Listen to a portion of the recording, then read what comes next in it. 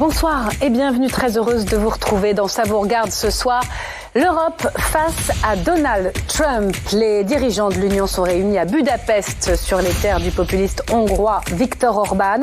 Les répercussions du scrutin américain s'annoncent brutales pour les 27. Alors sont-ils capables de s'unir pour y faire face? C'est notre grand débat dans un instant avec mes invités. Notre invitée franc-parler ce soir, à 14 ans, presque 15, elle raconte avec ses parents l'enfer du harcèlement scolaire dans un livre. Noémie est en vie chez Robert Laffont. Nous la recevrons avec son père, Gérard, et Noémie Egenès seront avec nous en cette journée nationale de lutte contre le harcèlement à l'école. Enfin, la question qui fâche ce soir, Bruno Le Maire est-il le bouc émissaire des déficits publics? L'ancien patron de Bercy s'est défendu aujourd'hui au Sénat.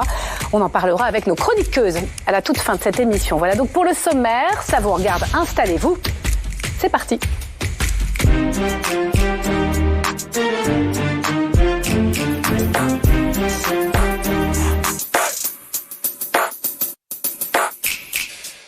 L'ombre de Donald Trump a plané toute la journée sur Budapest où se réunissaient les chefs d'État européens. Aujourd'hui, l'Union, plus que jamais, mise au défi de son unité et face à des enjeux existentiels, et oui, existentiels, sur l'Ukraine, sur sa sécurité européenne et sur la guerre commerciale que va lui livrer le nouveau locataire de la Maison-Blanche. Alors, comment éviter le chacun pour soi? Bonsoir Chloé Ridel. Bonsoir. Et merci d'être avec nous. Vous êtes eurodéputée socialiste et porte-parole du groupe PS au niveau du pays, au niveau national. Bonsoir Valérie Ayé.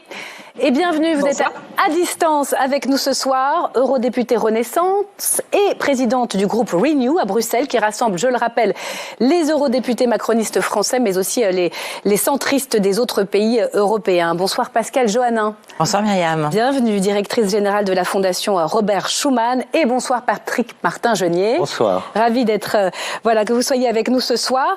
Vous enseignez à Sciences Po et vous êtes spécialiste des questions européennes, un débat qui s'ouvre comme chaque soir, par le récap signé ce soir par Thibaut Enoch, qu'on accueille tout de suite.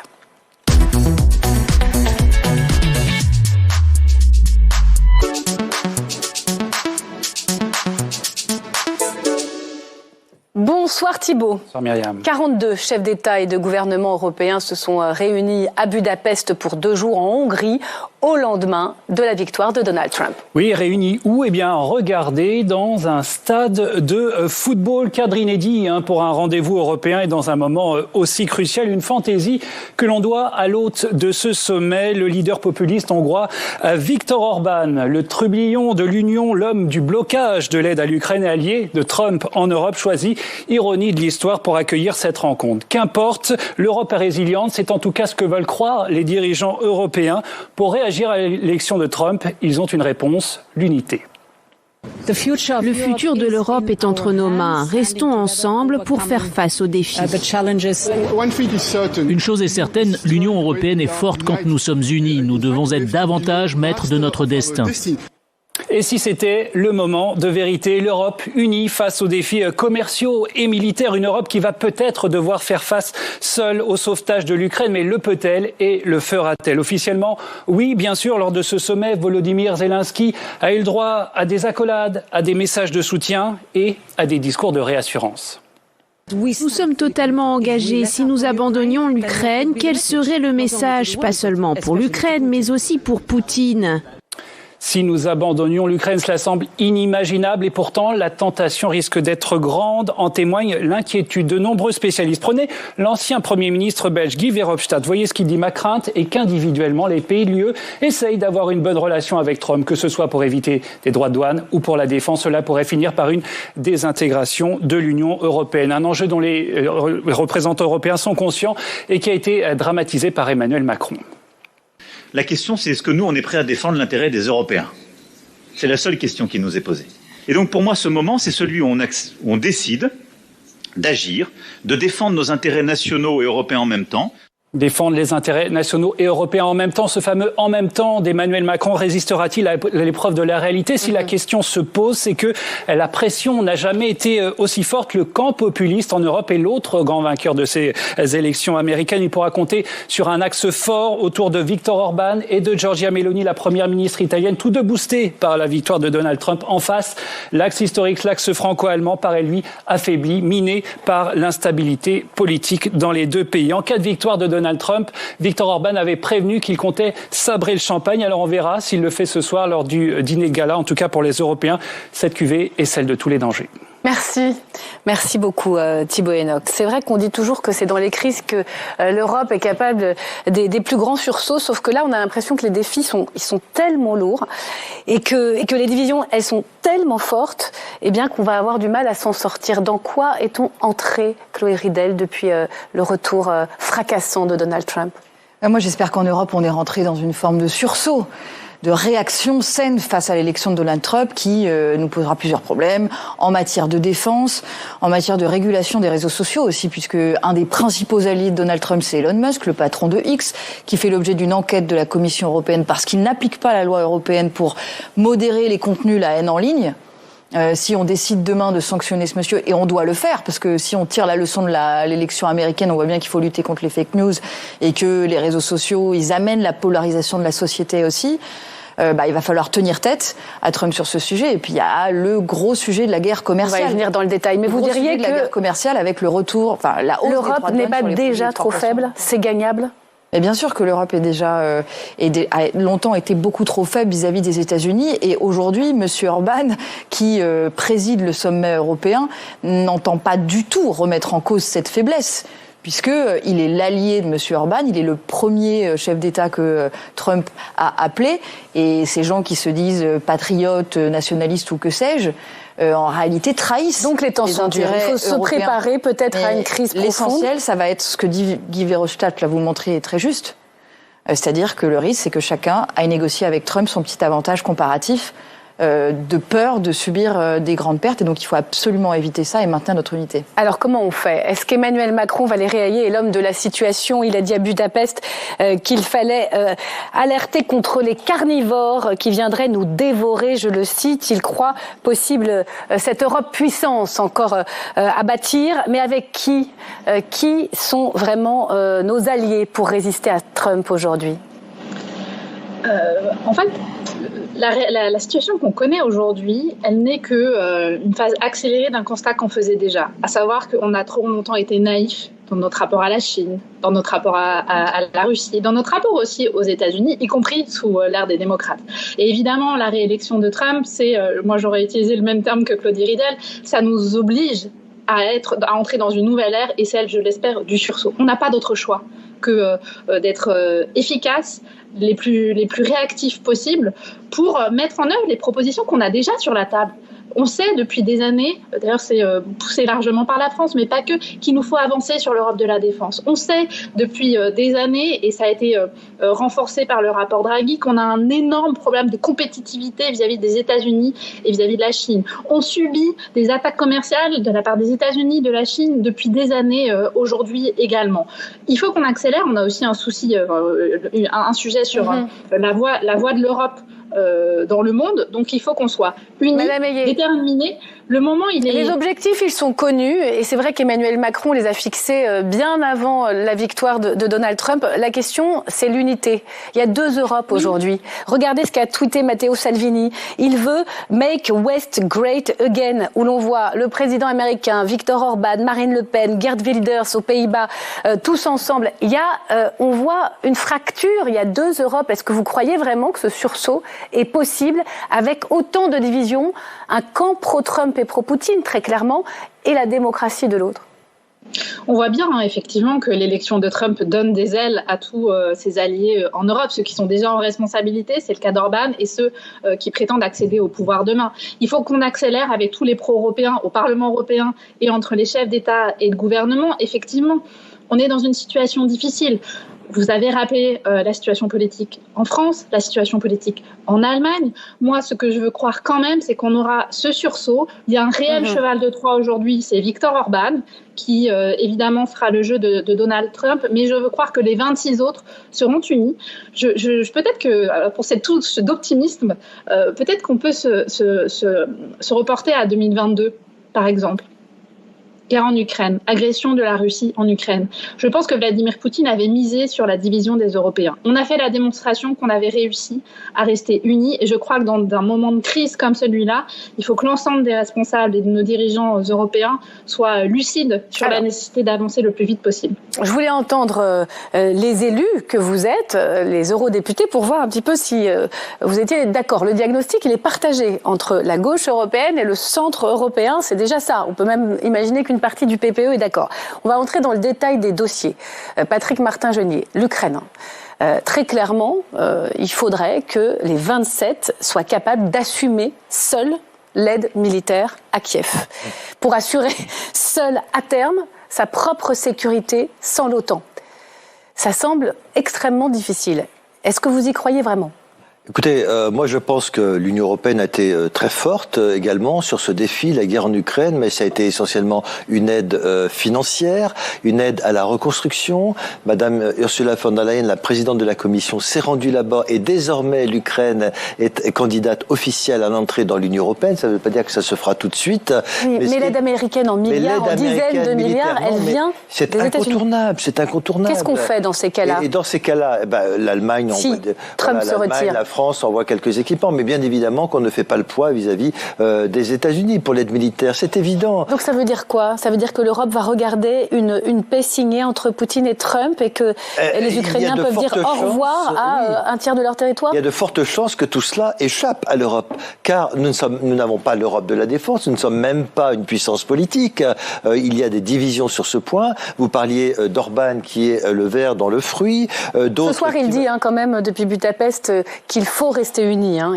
Il faut rester unis, mais ça veut dire quoi rester unis ? Maintenant, si Donald Trump fait un deal avec Vladimir Poutine, même Volodymyr Zelensky, finalement, sera peut-être obligé de le faire, même si on a toujours dit officiellement que rien ne se ferait sur l'Ukraine. En réalité, aujourd'hui, Donald Trump a été élu avec une telle puissance, avec une telle, j'allais dire, un tel succès, un tel séisme politique, qu'en réalité, il est capable effectivement de faire tout et son contraire. Sauf que on a dit qu'il laisserait tomber l'Ukraine. Attention, on ne sait pas ce que va faire. Il a dit qu'il réglerait en 24 heures très rapidement le conflit. Je remarquerai que Volodymyr Zelensky a envoyé un texto de félicitations, un Twitter de félicitations à Donald Trump. Il dit aussi ce soir, Volodymyr Zelensky, depuis Budapest, que des concessions à Poutine sur l'Ukraine seraient inacceptables. Oui, bien sûr. Mais vous savez bien qu'il n'y a pas que aux États-Unis, il y a aussi dans les chancelleries occidentales.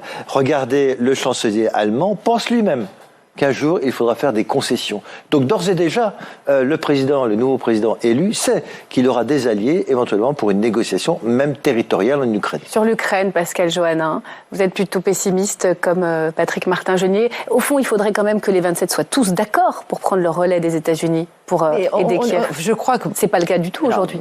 Il y a Orban seulement. Il faut pas extrapoler. Il y a qu'Orban qui est contre l'aide militaire. Il y a le Slovaque aussi.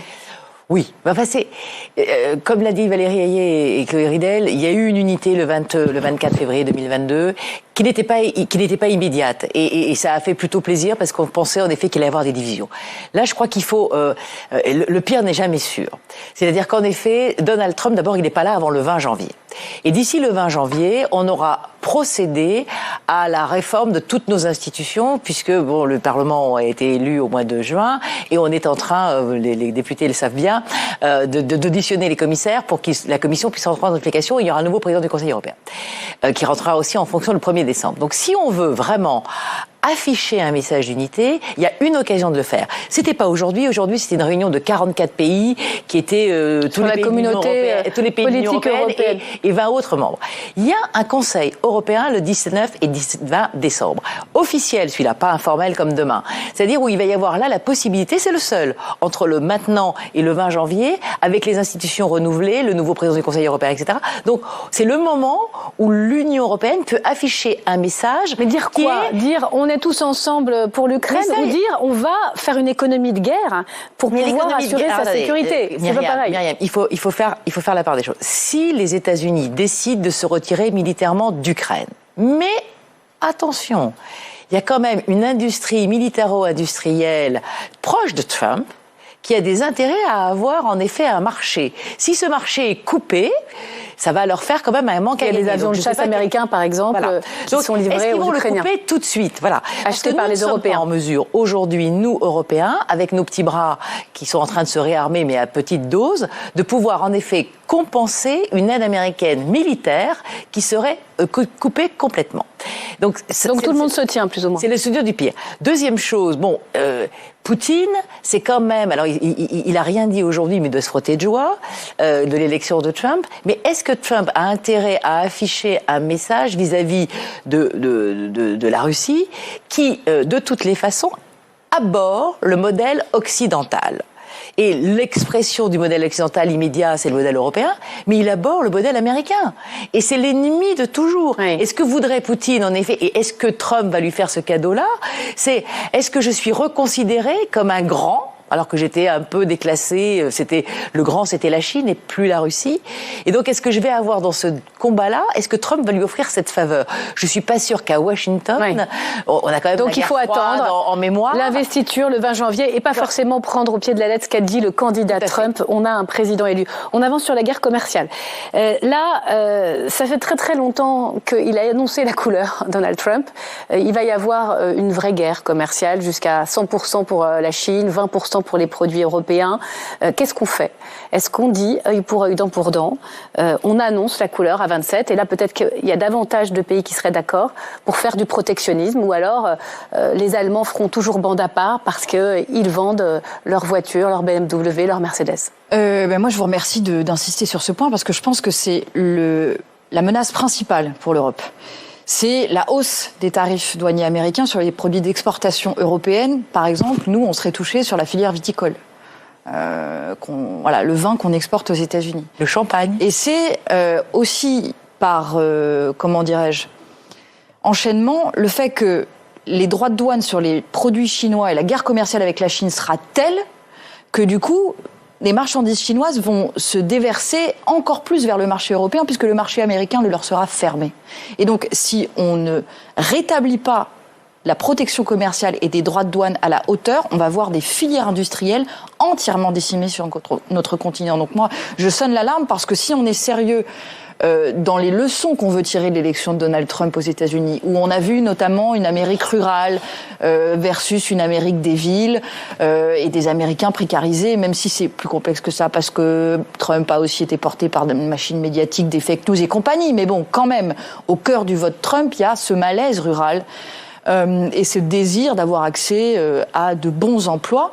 Il faut absolument qu'on maintienne nos emplois et notre industrie en Europe. Et moi, je n'ai pas grande confiance à ce stade dans la capacité du Parlement européen, telle que la majorité. Parce qu'il y a trop de populistes, c'est ça? Non, parce qu'il y a trop de libéraux. Parce qu'il y a trop de libéraux. Donc c'est le PPE qui serait responsable de ne pas voter. Mais aussi le groupe, Renew. On va lui demander. C'est-à-dire que sont-ils prêts à réellement protéger notre industrie? Je rappelle qu'il n'y a pas plus tard que 2 semaines, M. Orban s'est opposé à la hausse des tarifs douaniers européens sur les véhicules électriques chinois. Et ces tarifs douaniers sont de 30% uniquement. Alors Valérie Ayé, elle est pour vous la question. Êtes-vous prête à protéger véritablement l'économie européenne? Europe first. Merci Madame Bridel, parce que vous me donnez l'occasion d'expliquer tout ce qu'on a fait sur le mandat qui vient de se terminer, qui visait justement à être moins naïf dans la mondialisation. Personne n'a intérêt à une guerre commerciale. Personne. Je l'avais dit, ni nos consommateurs, ni d'autres producteurs. On a toujours été les tenants du multilatéralisme, mais en même temps, On a été trop naïfs, on a pensé que le commerce international allait régler toutes les affaires du monde et que nos partenaires respecteraient les règles du jeu du commerce mondial. Or, ça n'est pas le cas. Et en fait, sur le précédent mandat, on a négocié toute une série d'outils évidemment, la possibilité de mettre en œuvre des tarifs douaniers. On l'a fait, et Ursula von der Leyen l'a fait sur les véhicules électriques chinois après avoir mis en place une enquête. On a mis en place un outil de filtrage des investissements étrangers, un outil qui oblige à la réciprocité dans l'accès au marché public, parce qu'en fait, par exemple, on laissait les entreprises chinoises accéder à nos marchés publics, mais on n'avait pas la Alors, je me permets de relayer une question de Chloé Ridel en plateau. Pardonnez-moi, vous êtes à distance, c'est pas forcément évident. Des outils, mais est-ce qu'on les utilise? Est-ce qu'on met ces barrières douanières sur les produits importés américains? Mais j'allais y venir. Ces outils, on les a créés. Maintenant, l'enjeu de la future Commission européenne, c'est de les mettre en place. Et je le redis, ces 35% de tarifs douaniers sur les voitures électriques chinoises, on les a soutenus. Et moi, je pense que peut-être il va falloir aller plus loin par ailleurs. Donc oui, le protectionnisme, c'est un gros mot chez nous. L'enjeu, c'est véritablement de ne pas être naïf dans le jeu mondial et sans entrer dans une guerre commerciale, de créer les conditions du rapport de force pour ne pas se faire écraser et écraser nos entreprises et nos producteurs dans la concurrence mondiale. Donc évidemment, on devra être offensif, mais c'est vrai que, et là je suis d'accord avec Chloé Ridel, il y a encore un certain dogmatisme sur les questions commerciales, mais ce dogmatisme, il est en train de tomber. On a vu qu'il a commencé à tomber à la faveur de la crise sanitaire, à la faveur de la guerre en Ukraine, et véritablement, les positionnements changent aussi sur ces questions-là. Donc, et moi, je voudrais aussi dire, pour revenir et remettre un petit peu de perspective par rapport à l'élection de Donald Trump. Évidemment, c'est un choc et ça va avoir une incidence majeure sur le cours du monde. Mais simplement, pour relativiser aussi un petit peu, Donald Trump, sur son premier mandat, avait déjà mis en place des tarifs douaniers, avait déjà été offensif. Est-ce que Biden avait retiré les tarifs douaniers? Non. Donc en fait, les États-Unis étaient déjà engagés dans une. Donc il y a une continuité sur cette offensive de la politique commerciale. Exactement. Ça va s'accélérer avec Trump, mais l'IRA américain qui a été mis en place sous Biden en 2022, c'est 370 milliards d'euros pour attirer. Et d'ailleurs, ça a tellement bien marché qu'ils ont dépassé les 1000 milliards d'euros pour attirer des industries vertes sur leur territoire. Ça, c'est très important. Ils sont venus les chercher chez nous, les industries aussi. Justement, il y a la question des barrières douanières et il y a la question de la politique industrielle de nos usines. Il y a énormément de patrons déjà qui commencent à se dire on va là-bas. Les aides sont trop intéressantes et il va y avoir un flux énorme. Comment on fait pour stopper ça? Une bonne partie de ces aides, notamment aux industries vertes. Oui, vous savez, Trump, j'étais aux États-Unis là cette semaine avant l'élection. Il a une véritable obsession, c'est la concurrence européenne. J'ai écouté son discours. Il a cité Angela Merkel, qui n'est plus chancelière, mais enfin c'est son obsession. Il a cité Mercedes, il a cité BMW, et il a une véritable obsession. Il veut absolument protéger son industrie. Et donc la guerre commerciale, elle va être terrible. Elle va être terrible, elle va être là. Et rappelez-vous cet épisode lorsque Donald Trump était venu à Paris en disant, eh bien, tu veux mettre des taxes sur mes produits, eh bien moi tu vas voir, je vais augmenter sur le champagne de 20%, 40%. Et là, Emmanuel Macron a été obligé de reculer, de renoncer. En d'autres termes, cette guerre commerciale, si elle doit avoir lieu, ce sera du perdant-perdant. Mais Donald Trump n'est pas un homme d'État, c'est un businessman. C'est quelqu'un qui a toujours fait des affaires, il veut toujours gagner, et donc par conséquent, ça va être extrêmement terrible. Je ne suis pas certain que nous ayons la possibilité politique de nous y opposer, lorsqu'on voit qu'effectivement la moitié de l'Europe, finalement presque, est pro-Trump, eh bien beaucoup vont se précipiter à Washington, probablement pour négocier quelques avantages. Ça c'est le risque. On va parler de l'Allemagne dans un instant, parce que le couple franco-allemand, il est affaibli des deux côtés, et c'est assez inédit. Mais avant ça, il faut parler d'une seule voix si on veut faire du protectionnisme. Les Allemands, ils veulent pas. Les Allemands, ils veulent vendre leurs voitures.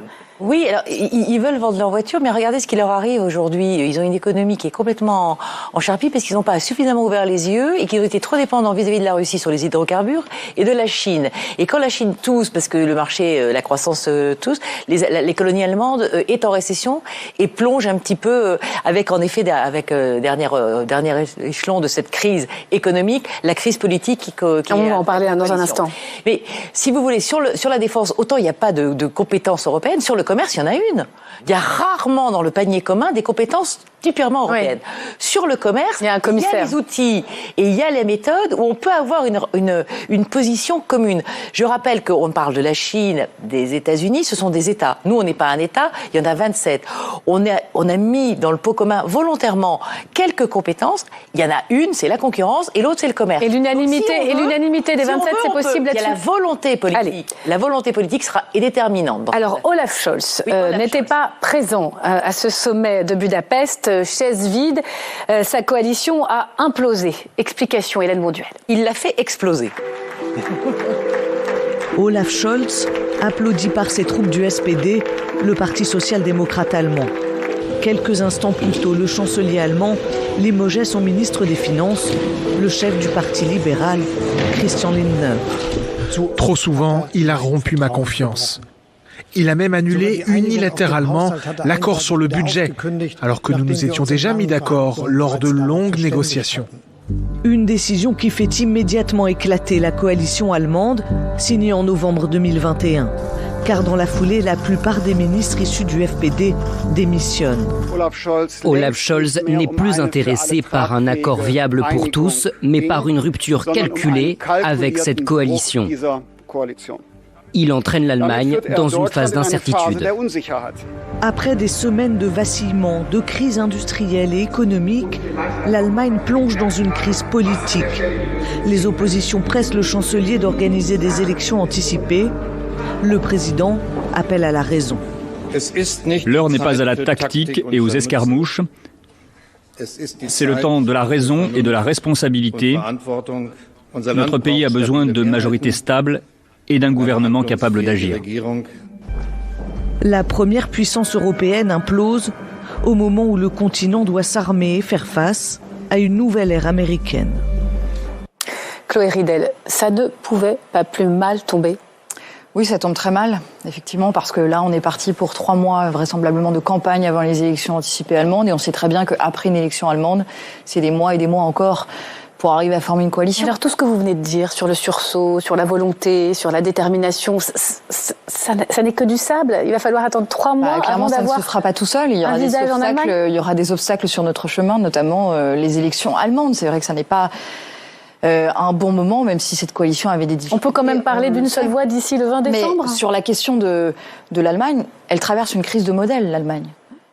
C'est Volkswagen qui a annoncé des dizaines de milliers d'emplois supprimés parce qu'il y a eu cette naïveté vis-à-vis de la Chine, où on a investi massivement, à la fois l'industrie chimique et automobile en Chine. Maintenant, les Chinois ont récupéré la technologie, savent produire des voitures tout aussi belles et performantes que celles des Allemands, et nous les réexportent. Et donc ça détruit des emplois en Allemagne. Donc cette crise de modèle que l'Allemagne traverse peut produire le pire, c'est-à-dire l'arrivée de l'extrême droite en Allemagne, qui a déjà considérablement augmenté aux dernières élections. Mais peut aussi créer un sursaut en Allemagne. Et il n'y aura pas de sursaut européen s'il n'y a pas de sursaut en Allemagne. D'accord avec ça, Valérie Ayé. C'est très intéressant. Le sursaut de l'Europe passera d'abord par le sursaut de l'Allemagne ?